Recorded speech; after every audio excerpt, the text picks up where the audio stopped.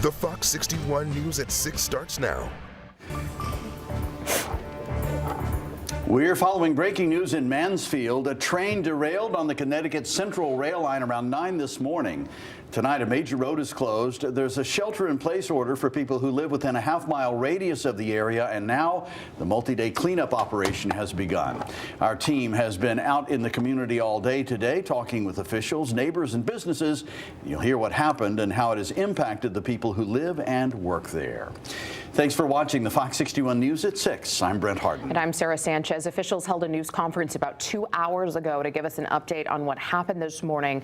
The big piece of good news here is no one was hurt. Let's get right out to Fox 61's Aaron Coogan, who has more on what officials are sharing with us tonight. Aaron. Yeah, well, guys, one of the main questions expected to be answered this afternoon was whether or not any of the contents of those derailed cars actually spilled into the surrounding waterways. Of course, this top of mind as 6 of the 14 derailed cars were carrying this liquefied propane. It's not the stuff that you'd find at the gas station that's easily detectable by the aroma. This is a non-odorous compound, which makes it, that much harder to monitor and manage.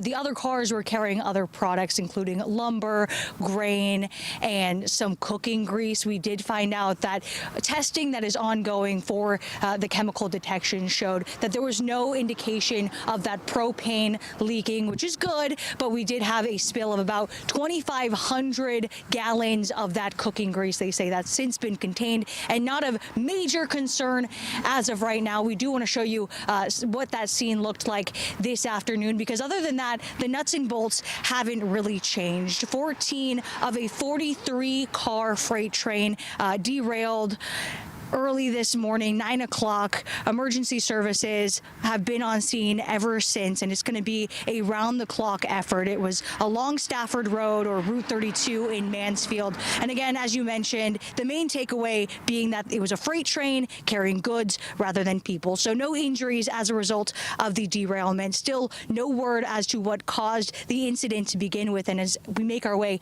back out tonight, the shelter in place for the 1/2 mile radius around Stafford is still in place. It's going to continue indefinitely. But again, something to keep in mind if you are a resident in the area. Those road closures are expected through the night and into the early morning. Guys? Aaron, so yeah, we don't have injuries, and it sounds like the environmental impact is limited, contained at this point. What about the cost? Are there estimates out as to the cost of an incident like this to a municipality? Well, you can imagine it's going to be a lot of dollar signs, right? It's the overtime, it's the extra personnel. We were talking about how this isn't going to be a process of hours. It was going to be a process of days. We did ask the town manager during that press conference for any kind of estimate, any kind of figure. He said he doesn't know, but in anticipation of those costs, he did declare a town emergency so that he could expedite any funding coming locally or federally. Take a listen. Yeah, I think right now it's too preliminary to start talking about that. I mean, obviously, our focus is on doing the cleanup or the recovery as thoroughly as possible, making sure the situation is contained. When it comes to questions like that, there'll be a process to determine who bears responsibility for different things. So, as the chief said, what our focus is on now, we'll worry about the rest when it comes. So again, it is wait and see for the residents here in Mansfield, and that goes for so many things. It goes for how long this recovery is going to be. It's going to be how long this investigation is going to take, but mostly for folks that are getting on the roads tonight, early tomorrow morning, it's going to be how long are these roadblocks going to be in place. It's Route 32 from Route 44E to 275, and they say it's going to be in place at least through tomorrow afternoon. Guys? Coogan live in Manchester. Thanks so much. I want to pick up where Aaron left off. Let's talk about those road closures and how it's impacting the traffic there. Again, what Aaron just told us, Route 32 is closed between 44E and Route 275. Fox 61's Tim Lambers is here to give us a better idea of what's going on out there on the roads. Tim. Yeah, honestly, I think this could have been worse even from a traffic perspective, because this closure is about 2 miles away from the UConn campus. Here's the closure right here, and right down at that body of water. That's where the derailment derailment happened. Widening out a little bit. Oh, by the way, hold on. Let me zoom back in. Here's the Storrs campus up here for reference. Now, if we widen back out, that's not one of the major roads people usually take to get to Storrs. A lot of people go I-84 down Route 195, and you can see it's starting to back up a little bit there, but that's because that's right in campus.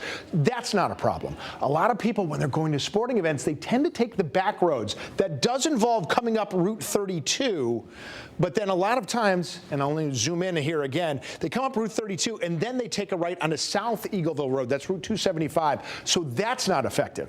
What is affected are people who tend to live in those off-campus apartments that are to the southeast of the Storrs campus. People who go up Ravine Road, North Eagleville Road, that is being impacted. You will not be able to access North Eagleville Road right now. So if you're coming from the north, you can come up Route 32, take a right onto 44, and then Bone Mill Drive or Bone Mill Road will take you where you need to go. And for the most part, people can go on Route 275 pretty much all the way up to the backside of campus and then take Separatist Road in.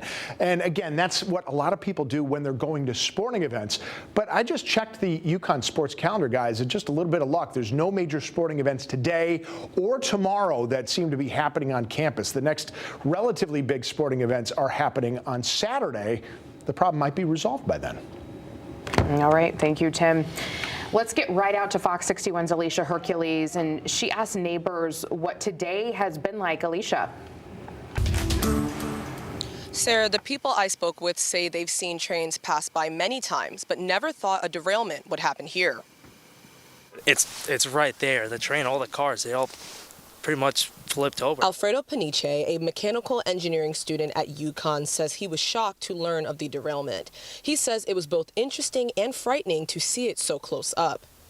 It's a little concerning, being so close to home. Craig Hendel says he was stuck in traffic with his friend when they learned what happened. Roads are closed off. My friend picked me up, said there's a big accident, so we weren't sure. She was backed up in the traffic and then found out there was a train derailment. Route 32 is closed between Route 44 East and Route 275. Sean Green can see some of the train cars from his home across Eagleview Lake. He says he was home when the derailment happened, but didn't hear anything. Quite regularly, trains go by one or two times a day. He says to see this happen so close to his home is shocking. And they go by slow. So, for 60 years, I've never heard of one derailing. The derailment also drew the attention of spectators like Kevin Costello, who came from Bolton to get a closer look at the train. My father worked in a warehouse, and I used to watch the trains go up and down the track all day long. And so when something like this happens, it obviously piques your interest. And it's good that nobody got hurt. The cleanup is expected to take at least a few days. People in the area are encouraged to take alternative routes and avoid the area of 1090 Stafford Road. Live in Mansfield, Alicia Hercules, Fox 61. Alicia, thank you. Later in the newscast, you'll hear from a business owner and a UConn student on how the train derailment impacted their day. We're also following breaking news in Manchester tonight, where a 16-year-old student was arrested after police say they found a gun and dozens of marijuana products in a backpack. Fox 61's Kate Pattyfoot's live outside the Manchester High School with the latest on this investigation. Kate. Right now, school leaders are holding a community meeting inside the auditorium to talk about what happened today. We also heard from a student inside, and she said she is thankful she was able to go home safely and also thank the staff for how they handled the situation. Manchester Public Schools Superintendent Matt Gary says this all started at 9:30 this morning when a student reported to an administrator that they overheard another student talking about a clip in a bathroom. School administrators and Manchester police quickly located the student, secured the area, and placed the student in police custody.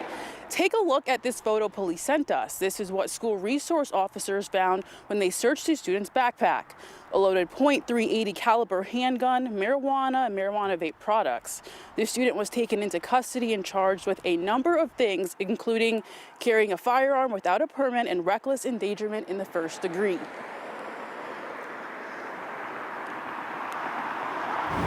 All right. Thank you, Kay. We look forward to that update.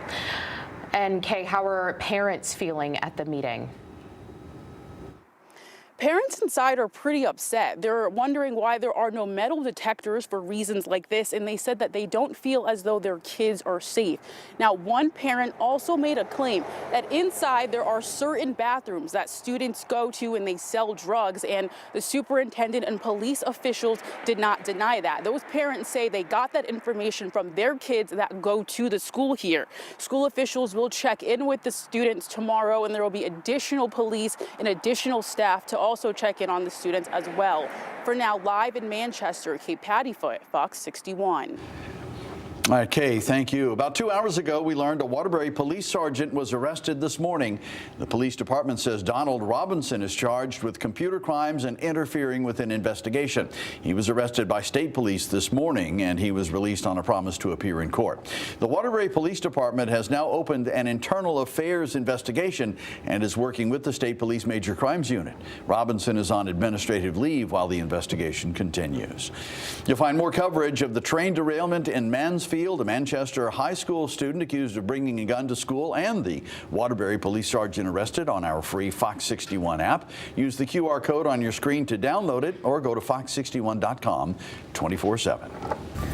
Developing now at 6:10, crews are currently repairing a water main break. This one in Bristol. Water shut off on Howard Avenue. The city's water and sewer department says Crawley and Tuttle Streets and Caswell and Clearview Avenues may be impacted. So if you don't have water, you can go to the water filling station, though, at 1080 Terryville Avenue. We have calls out to learn how repairs will take or how long they'll take. We'll let you know as soon as we hear back. A Groton man faces animal cruelty charges tonight after police found 4 dead puppies in a U-Haul van. Police say they also found a woman and 3 dogs in the van Tuesday morning. The woman told them James Williams physically assaulted her and hurt the animals. Williams appeared in court yesterday on animal cruelty charges, as well as driving with a suspended license and drug charges. Investigators say the dogs were living in unsanitary conditions with no food, water, or proper ventilation. Groton Town Animal Control is taking care of the 3 dogs. Yukon is performing a necropsy to determine the cause of the puppies' deaths. We're working to learn if a part of Greystone Road in Terryville is back open.